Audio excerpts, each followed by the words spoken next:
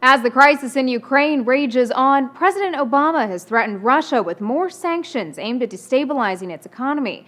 Perhaps undermining that threat, the fact that the U.S. continues to buy Russian-made helicopters and rocket engines. According to the Wall Street Journal, the U.S. government has paid a Russian arms manufacturer more than $1 billion for 63 attack helicopters since 2011. The company also sells the U.S. spare parts. The Pentagon says these Russian helicopters are simply better than their American-made counterparts, but critics, like former chairman of the U.S. House Intelligence Committee J.D. Hayworth, are urging the U.S. Defense Department to consider an alternative given Moscow's actions in Ukraine. On one hand, we're saying sanctions. On the other hand, we're buying lots of Russian products that are fueling and enriching the very people that we're trying to sanction. It makes no sense. Critics have in the past taken issue with the fact that the company supplying the helicopters is the same manufacturer Russia uses to send weapons to the regime of Bashar al-Assad. And then there were allegations the company was transferring sensitive technology to Iran, which in 2006 led the Bush administration to impose sanctions on it.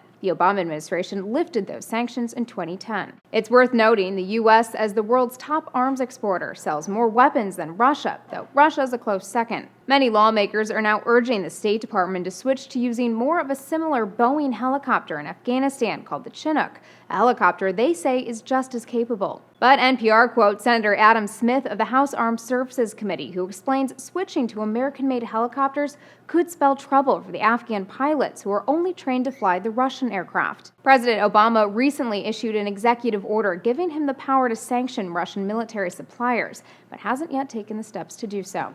For Newsy, I'm Elizabeth Hagedorn, multiple sources, a broader view.